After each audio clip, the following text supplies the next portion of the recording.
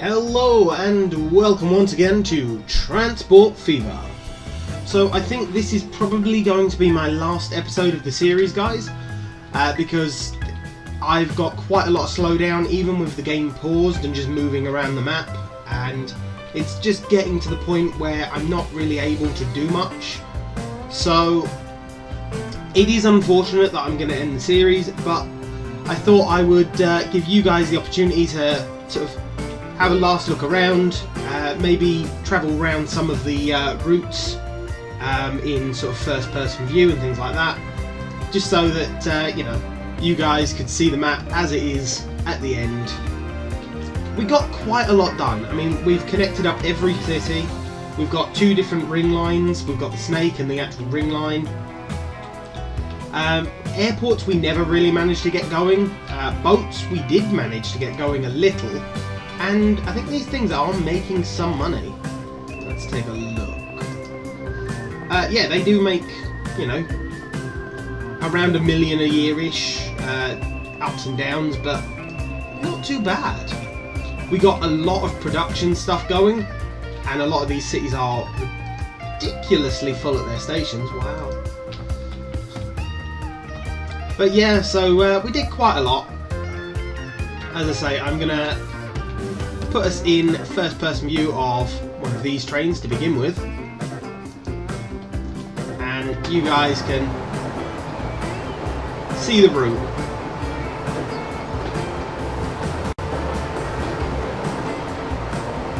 I do love the ridiculously wide track that I ended up with, but as you can see with the slowdown, it's just a bit like that's at full speed. And it's just, it jumps every now and then, which makes building and things like that incredibly hard.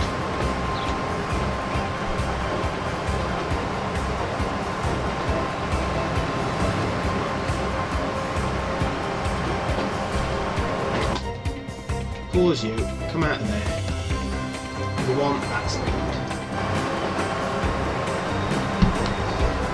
Not the fastest speed, but nearly the fastest.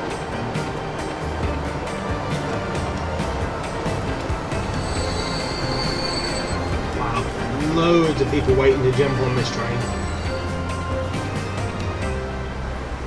I wish you could follow the train rather than be in front of it. But we're still getting a good sight of some of the other trains, so nothing wrong with that. We used all but 2 of the lines on the snake line, so it's a pity that we didn't get the last 2 lines sort of in use, but again, I wasn't sure when the series was going to end. It was really dependent on when it stopped working, so I believe that's a food one. Might not be though.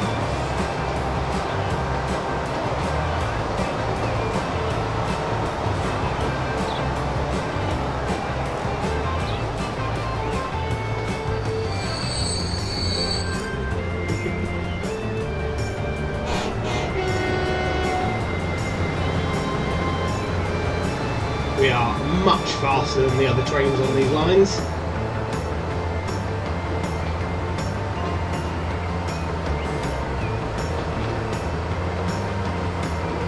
Another oil train.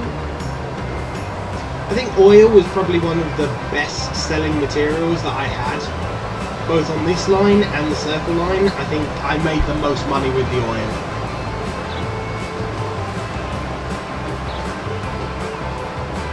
Some of the cities coming into view is awesome as well.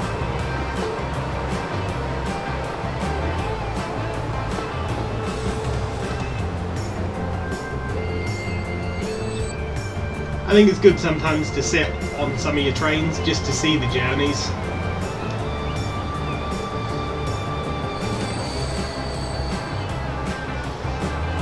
Although my frame rate is dropping ridiculously every now and then. And that's what I mean. I can't even run the game on the fastest speed setting now, really, without it being really laggy and jumpy, which is making sort of doing time lapses and stuff like that difficult, because obviously when you first set up routes and stuff, it takes a little while for it to actually get to the point where it works, and so not being able to run at the highest speed setting is really slowing down my ability to sort of see if a line works.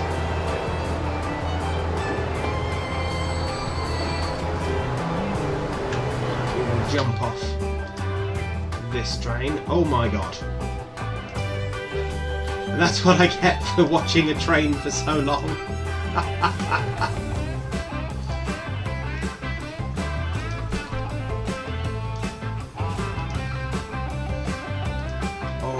Go away.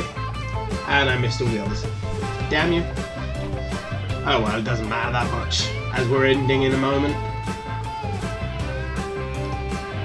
What should be next? Let's have a look at you. I must admit, the TGVs I still like. And now they've worked on the tunnels a lot more, I think it's so much better. I mean, you can actually see through to the end of the tunnel. That's awesome.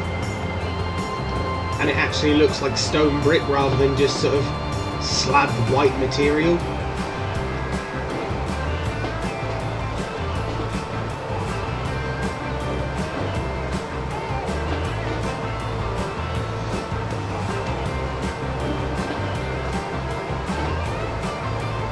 I mean, there's a few things that could make Transport Fever better, but on the whole, I think it is a really good game. And of course, they do have mods and things like that, so a lot of the times, the one or two things that you wouldn't mind having, there is a mod for. And with the Steam Workshop, it's really easy to get the mods in the game. You know, there's none of this altering the files or anything like that, you just subscribe to the mod, and then from the main menu on the game you can just activate it. So it really does make it a lot easier to have fun with the game and change the game. But I've definitely enjoyed this series, and I may do another Transport Fever series eventually. Maybe not straight away, but if you guys want it, then, you know, I might come back to it in the future.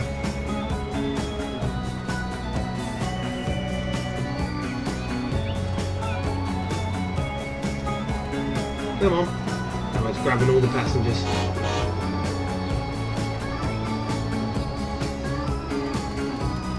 There we go. The TGV is a little slow to start up because obviously it's the longest TGV that we could have, but still pretty good.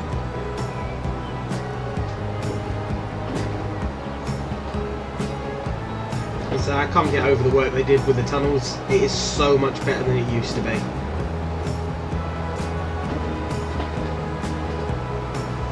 To actually be able to see through to the end of the tunnel, instead of you just enter a black void, then it spawns the inside and the outside is void.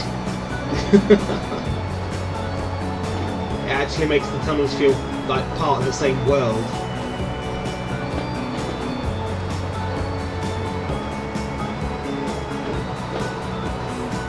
We should come across another TGV soon.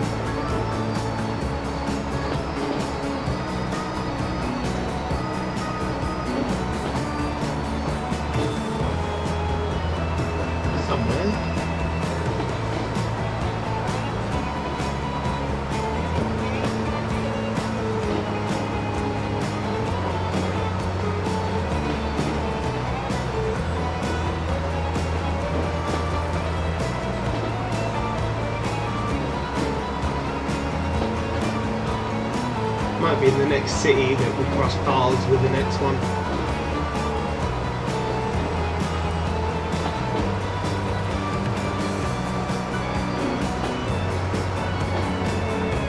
There it is. I got the TGVs running pretty accurately, sort of one on each side of the station at the same time, didn't I? Not bad.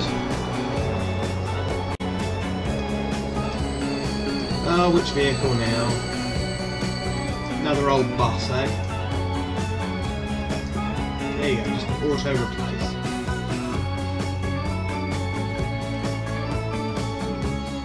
And again, our first ring line I think is one of my favourite routes. Because I got it working at the start.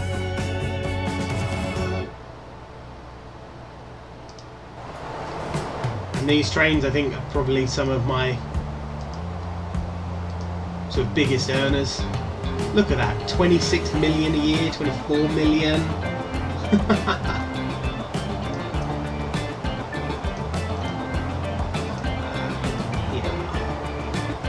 Yeah, I mean, just looking at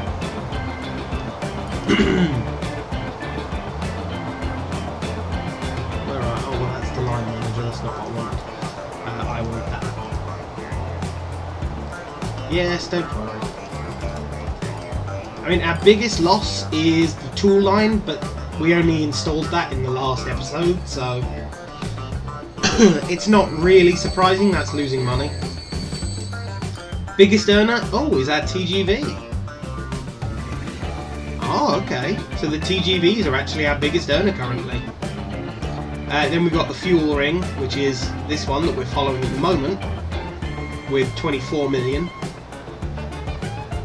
Then the snake line, passengers. The passengers on the snake line is a really good line.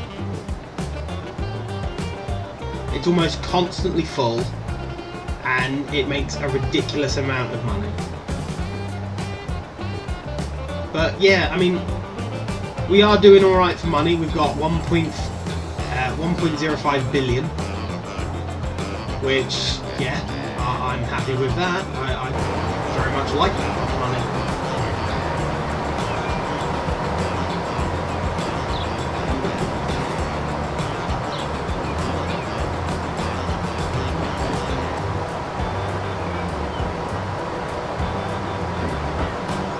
Rather than following the trains forever, let's find a vehicle as well. Follow a bus or a tram around a city.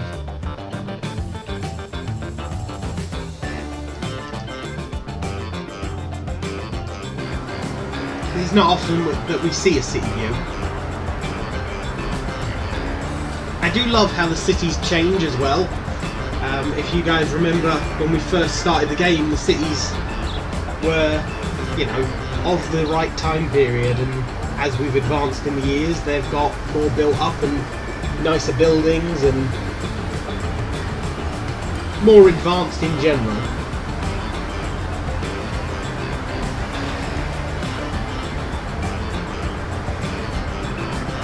That, and there's a heck of a lot more cars now blocking our path all the time.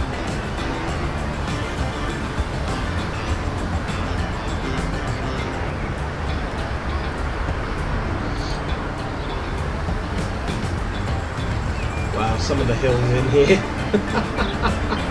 They really needed to be smoothed out, but never ended up with the opportunity. Wow, we sort of just went, hey, no, we're going through. Pedestrian or not, we're coming through. Why is that car in the bus lane? Like, it's a bus lane, man.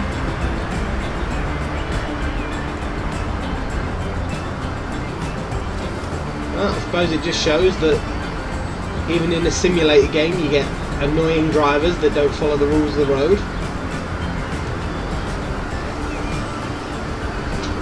Wow, this is quite the block there, isn't it?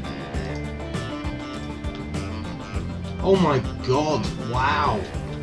It is all of them are trying to get in and out. It's just created a massive backlog.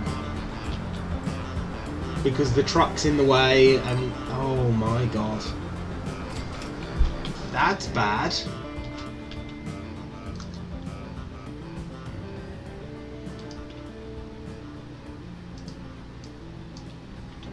Because that's your route out and around. Wow. You know what we could do? Something that we never had before. Waypoints.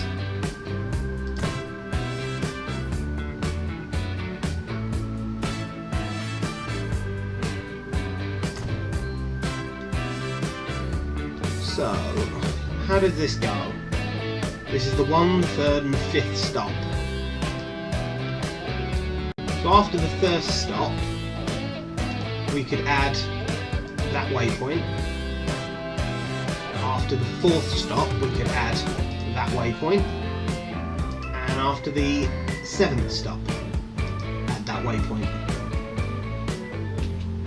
Yeah, that'll work.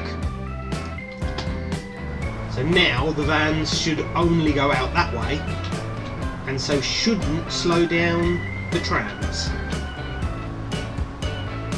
Might work. If it does, I'm a genius. If it doesn't, whoops. We'll just have to wait and see. I don't know why I'm making alterations when I'm going to end soon. Force of habit, really. I can't see it and go, oh my god, that's so terrible.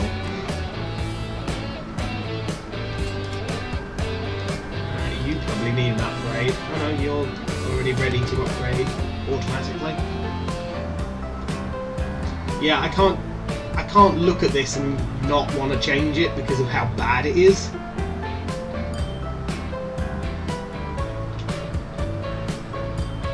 Like, look how slow these lorries are moving around the city.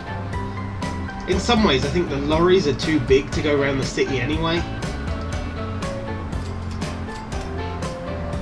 And we could always replace them with the smaller vans.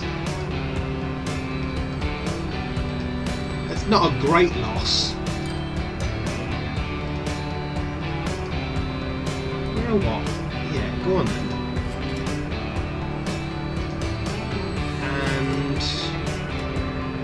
Place now. Let's see if that makes them move a little bit quicker around the city as well, because they won't be as big and bulky. Granted, they'll take a little bit less stuff every time, but I don't think that'll be that bad.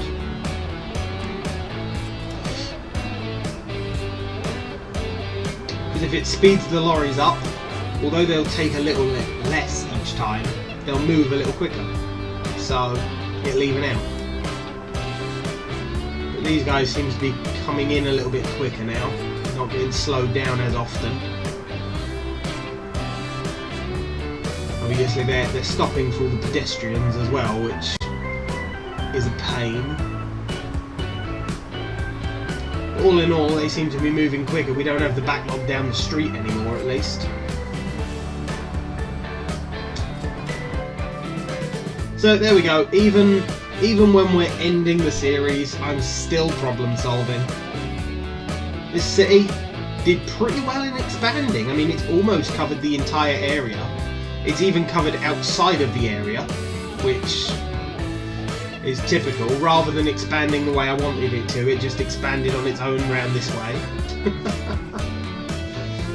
I mean, it's even expanded down the street a little. Like, wow, really? Couldn't you have just gone in like the squares I built out for you? No? Still, I think that city looks a bit nicer than some of these that are just sort of splats. At least that has an actual shape. But I think I'm going to miss this series to an extent. I did have a lot of fun with it.